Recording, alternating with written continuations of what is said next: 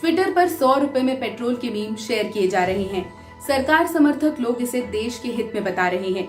ऐसे में बीजेपी कह रही है कि अगर पिछली सरकारों ने ऑयल बॉन्ड का पैसा भरा होता तो इतनी टेंशन ना होती।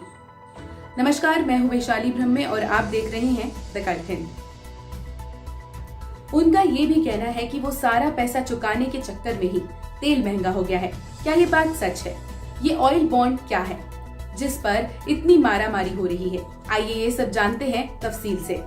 देश में तेल की कीमतों के रिकॉर्ड पर पहुंचने के बीच पीएम नरेंद्र मोदी ने 17 फरवरी को कहा था कि अगर पिछली सरकारों ने भारत की ऊर्जा आयात पर निर्भरता को कम करने पर गौर किया होता तो आज मध्यम वर्ग पर इतना बोझ नहीं पड़ता। तमिलनाडु में ऑयल एंड गैस प्रोजेक्ट का उद्घाटन करने के लिए आयोजित एक ऑनलाइन कार्यक्रम में प्रधानमंत्री ने कहा, क्या भारत जैसे एक विविध और सक्षम देश को एनर्जी इंपोर्ट पर निर्भर होना चाहिए? मैं किसी की आलोचना नहीं करना चाहता, लेकिन ऐसा चाहता हूं कि अगर हमने इस मसले पर पहले फोकस किया होता तो हमारे मध्यम वर्ग को बोझ नहीं सहना पड़ता। इससे पहले 10 फरवरी को बीजेपी के ट्विटर हैंडल से तेल के दाम बढ़ने के लिए मनमोहन सिंह सरकार को जिम्मेदार बताते हुए ट्वीट किया गया था। इसका मजमून कुछ ऐसा था। अर्थशास्त्री प्रधानमंत्री मनमोहन सिंह ने पेट्रोलियम की कीमतों पर क्या कहा और किया था। उन्होंने कहा था कि पैसा पेड़ों पर नहीं उगता और 1.3 लाख करोड़ रुपए का ऑयल बॉन्ड का बिल बिना भरे ही चले गए। मोदी सरकार ने वो सारे बिल ब्याज के साथ भरे। हमें अपने बच्चों पर बोझ नहीं डालना है। इस ट्वीट में बाकी बातों के अलावा ऑयल बॉन्ड का भी जिक्र किया गया है। आखिर ये किसका बही खाता है जिसे मोदी सरकार को सेटल करना पड़ रहा है? तो आइए पहले थोड़ा ऑयल बॉन्ड के बारे में जान लेते हैं। बॉन्ड का मतलब एक तय वक्त पर पैसे चुकता करने का भरोसा है।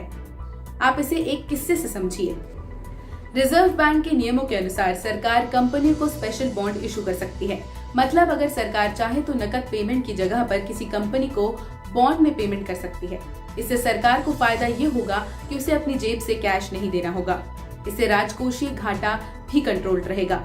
मतलब सरकार की देनदारी और कमाई का रजिस्टर साफ सुथरा दिखेगा।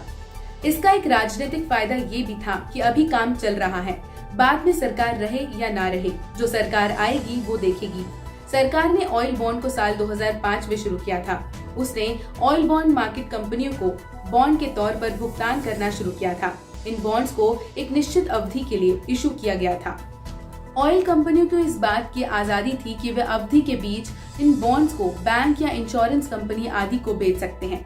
इससे जरूरत पड़ने पर वो भी अपनी आर्थिक परेशानी से निपट सकेंगे। ये वो वक्त था जब ऑयल पर सब्सिडी मिलती थी। मतलब इंटरनेशनल मार्केट में रेट कुछ भी हो, सरकार अपने हिसाब से रेट कंट्रोल करती थी। जो बॉन्ड 2005 से 2009 के दौरान इशू किए गए थे वो 2022 से 26 के बीच मैच्योर हो रहे हैं। इनकी कीमत तकरीबन 1,30,000 करोड़ रुपए है। मतलब अब लल्लन सिंह की पेमेंट करने का वक्त आ रहा है। इनमें से भी ज्यादातर बॉन्ड 2022 में ही मैच्योर हो रहे हैं।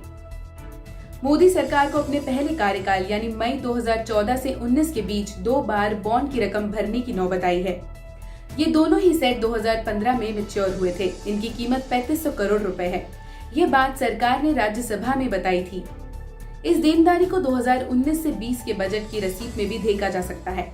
2018 से 19 में जब एनडीए यानी मोदी सरकार आई तब देनदारी 1,34,423 करोड़ रुपए थी, जो अब 1,30,923 रुपए रह गई है।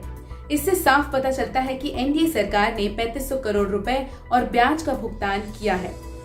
कुल जमा बात बस इतनी सी है कि सरकारें अपने बही खाते को साफ रखने के लिए आंकड़ों की बाजीगरी करती है। इस बाजीगरी का एक नमूना बॉन्ड भी है। ये हींग लगे ना फिटकरी, रंग भी चौका होए फंडे पर काम करते हैं।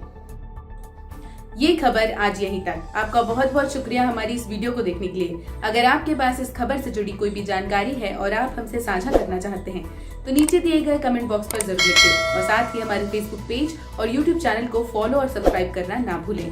धन्यवाद।